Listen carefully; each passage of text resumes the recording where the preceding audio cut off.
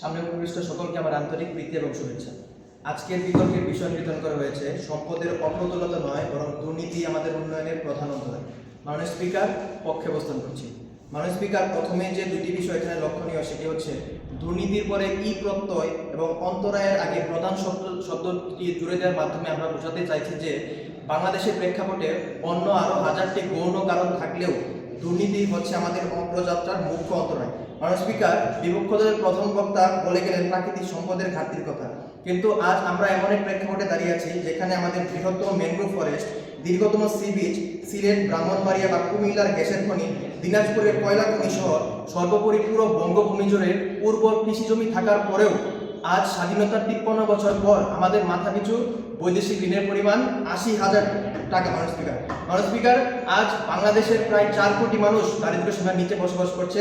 পক্ষান্তরে যদি আমরা প্রায় একই সময়ে স্বাধীন হওয়া সিঙ্গাপুরের দিকে লক্ষ্য করি মাননীয় স্পিকার, যাদের কিনা প্রাকৃতিক সম্পদ বলতে কিছুই ছিল না এবং পানি পর্যন্ত তাদের কিনে আনতে হতো, তারা আজ উন্নতির প্রায় সবকটি সূচকে বাংলাদেশ থেকে অনেক এগিয়ে গেছে। মাননীয় স্পিকার, আজ IMF এর তথ্য অনুযায়ী সিঙ্গাপুর বিশ্বের প্রথম 10টি ধনী দেশের মধ্যে একটি। মাননীয় স্পিকার, সুপরিকল্পনা এবং দুর্নীতিমুক্ত শাসন ব্যবস্থা নিশ্চিতের মাধ্যমে তারা আজ উন্নতির চরম শিখরে পৌঁছাতে পেরেছে। মাননীয় স্পিকার, প্রতি বছর আমাদের জাতীয় সংসদে যখন বিশাল অঙ্কের বাজেট ঘোষণা করা হয় তখন সাধারণ মানুষের চোখে এক চিলতে আশার আলো ঝিলিক দেয়, কিন্তু সেই আশার আলো প্রান্তিক মানুষের ঘর পর্যন্ত পৌঁছানোর আগে মাঝপথে নিভে যায়। মাননীয় স্পিকার, আজ সংসদে টেকসই রাস্তা নির্মাণের জন্য বড় অঙ্কের বাজেট বরাদ্দ করা হয়, কিন্তু আমরা দেখতে পারি প্রায় 2-3 অর্থ বছর বিলম্বের পর যখন রাস্তা নির্মিত হয় তখন প্রথম বৃষ্টিপাতের পরেই রাস্তার অর্ধেক ধসে যায়। মাননীয় স্পিকার, বিগত সরকার ফ্যাসিস্ট সরকারের আমলে আমরা দেখতে পেয়েছি মানি লন্ডারিং,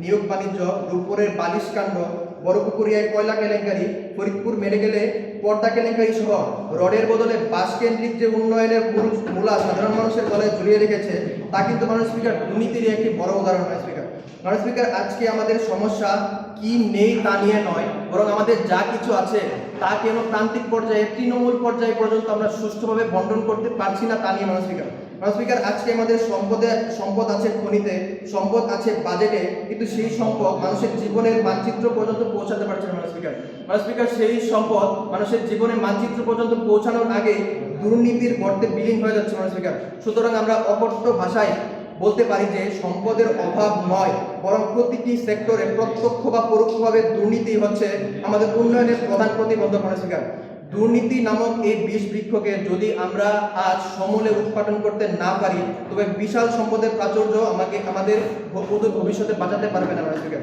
সুতরাং আজকের এই সংসদে সম্পদের অপ্রতুলতা নয় বরং দুর্নীতি আমাদের উন্নয়নের প্রধান অন্তরায় প্রস্তাবটি যেন গৃহীত হয় সেই আশা ব্যক্ত করে আমি আমার বক্তব্য শেষ করছি। ধন্যবাদ মাননীয় স্পিকার। ধন্যবাদ।